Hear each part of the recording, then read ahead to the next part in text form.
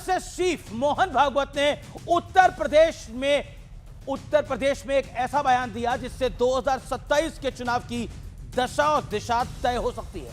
मोहन भागवत ने कहा कि धर्मांतरण को रोका जाए और इसके साथ ही घर वापसी तेज की जाए।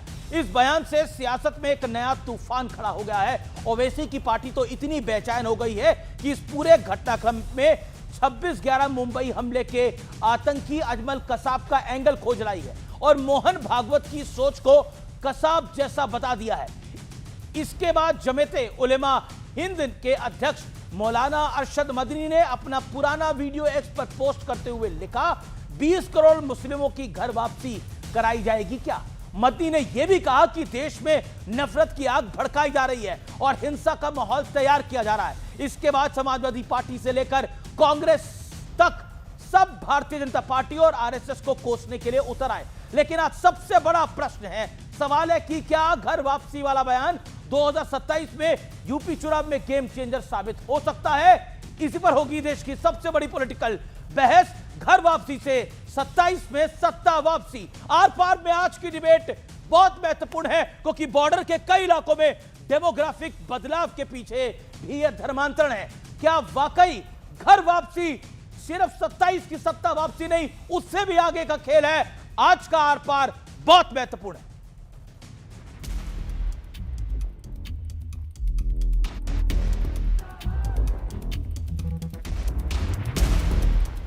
उत्तर प्रदेश के चुनाव में अभी करीब साल भर का वक्त बचा है, लेकिन मुद्दों की बिसात अभी से शुरू हो चुकी है। आरएसएस प्रमुख मोहन भागवत ने लखनऊ में एक बयान दिया जिसे लेकर सियासी पारा चढ़ गया है।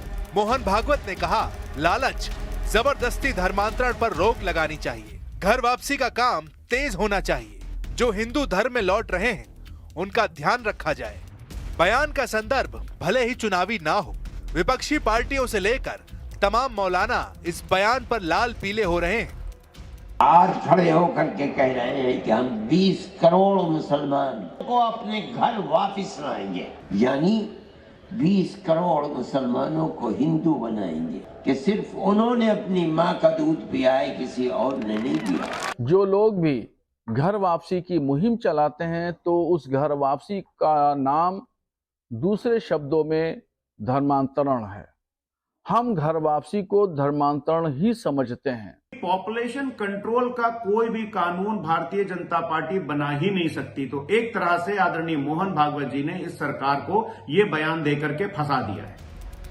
लेकिन बयान का विरोध करते करते ओवैसी की पार्टी ने तो हद पार कर दी। आरएसएस जैसी संगठन का एक बड़ा नेता अगर इस तरह की बात करता है तो मैं ऐसे नेताओं की तुलना जो है वो अजमल कसाब जैसे लोगों से करता हूं।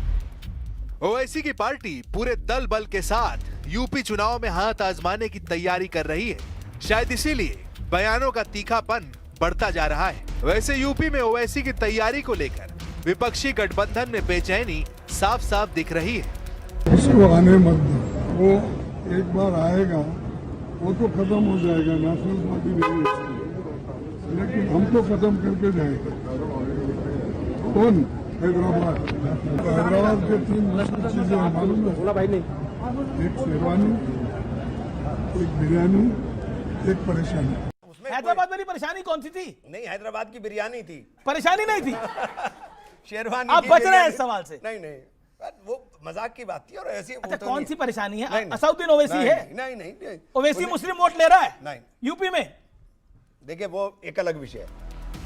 इस बीच मायावती की पार्टी ने भी सपा को एक शुरुआती झटका दे दिया है।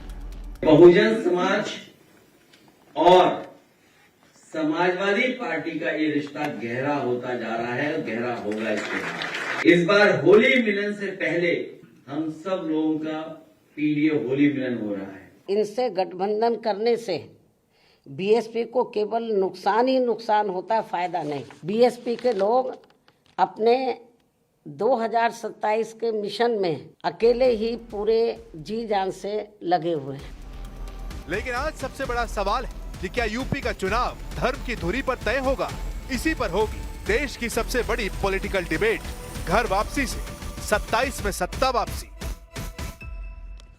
और अब वक्त है आर पार के सुप्रसिद्ध विश्लेषण का। ये नजर डाल लेते हैं घर वापसी से सत्ता वापसी वाली बिसात का विश्लेषण। फैक्ट नंबर 1, बीजेपी और आरएसएस लगातार डेमोग्राफी में बदलाव का मुद्दा उठा रहे हैं, जो कि बहुत महत्वपूर्ण है।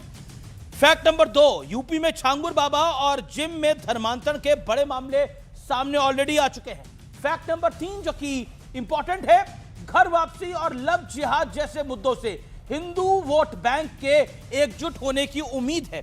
फैक्ट नंबर 4, 2024 लोकसभा चुनाव में हिंदू वोट बटा, जिससे बीजेपी को यूपी में बड़ा नुकसान हुआ। महाराष्ट्र में भी हिंदू वोट बटा था, जिसकी वजह से नुकसान हुआ था। इसी के बाद नारा आया, एक है तो सेफ है, बटेंगे तो कटेंगे। आइए बढ़ता हूं मैं आगे।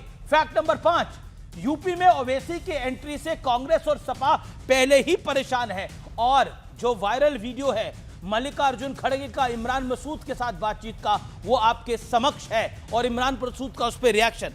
और अब घर वापसी जैसे मुद्दे उठे तो कांग्रेस और सपा से हिंदू वोट भी छिटक सकता है।